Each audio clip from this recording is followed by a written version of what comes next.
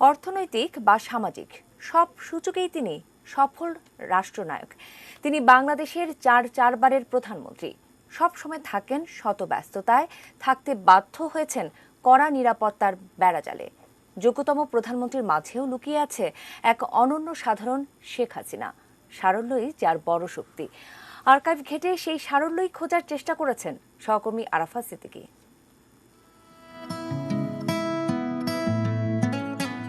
শেখ হাসিনা বাংলাদেশের সবচেয়ে গুরুত্বপূর্ণ ব্যস্ততম ব্যক্তি, কিন্তু এই জীবন বেছে নিতে বাধ্য হবার আগে কেমন ছিলেন পরিবারের সবার প্রিয় হাসু আপা। ওনার ঘরের নামই ছিল আলশেখানা। আবার আজিমপুর গার্লসের স্কুল পালানো মেয়েটির নামও শেখ হাসিনা। শিক্ষা জীবনে দুরন্তপনায় ছিলেন সবার থেকে এগিয়ে। এই মাঠে আমরা হাডুডু খেলেছি, এই মাঠে গোল্লা শুট খেলেছি, বেসবল খেলেছি। চোখ এড়িয়ে এই স্কুল থেকে ওই গেট পার হয়ে আমরা সেই বিশ্ববিদ্যালয় বটতলায় মিটিং শুনতে চলে যেতাম। তবে ৭৫-এর ১৫ই আগস্ট ঘাতকের বুলেট পাল্টে দেয় সবকিছুই। দেশে থাকা পরিবারের প্রত্যেকটি মানুষকে হত্যা করেও ক্ষান্ত হয়নি ঘাতকের দল। যখন ফিরে এলেন তখন তিনি খুবই বিমূঢ় ছিলেন, কিন্তু আস্তে আস্তে মনে হলো যেন তার মধ্যে একটা রূপান্তর ঘটে গেল। ক্রমশ সেটা একটা অন্য রূপ নিল, অর্থাৎ একটা পরিবর্তন করতে হবে অবস্থা দেশে, এই মানুষের ভাগ্য ফেরাতে হবে। নিজের সব হারিয়ে পাথর হয়ে ওঠা দৃঢ়চেতা সিদ্ধান্তে অটল প্রধানমন্ত্রী শেখ হাসিনা। কিন্তু বাঙালির দুঃখ কষ্টে বেরিয়ে আসে লুকিয়ে থাকা কোমল হৃদয়।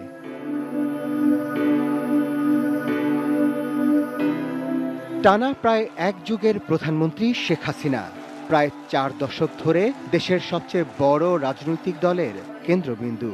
কিন্তু নিজ ঘরে তিনি মমতাময়ী মা, স্নেহময়ী দাদি নানি। শুধু নিজ পরিবার নয়, শিশু সঙ্গ পেলে শেখ হাসিনা নিজেও যেন উচ্ছল কিশোরী। বেমালুম ভুলে যান তিনি রাষ্ট্রনায়ক, তিনি প্রধানমন্ত্রী। আবার নিজের পৈতৃক বাড়িতে আজও অহংকারহীন, অতি সাধারণ গ্রাম বাংলার শাশ্বত নারী শেখ হাসিনা।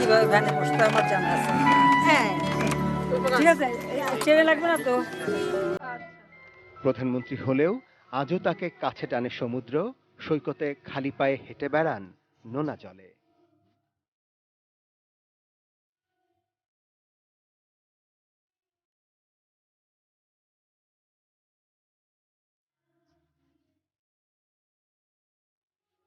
ফি বছরের বৈশাখী উৎসবেই বেরিয়ে আসে মনে প্রাণে বাঙালিয়ানা।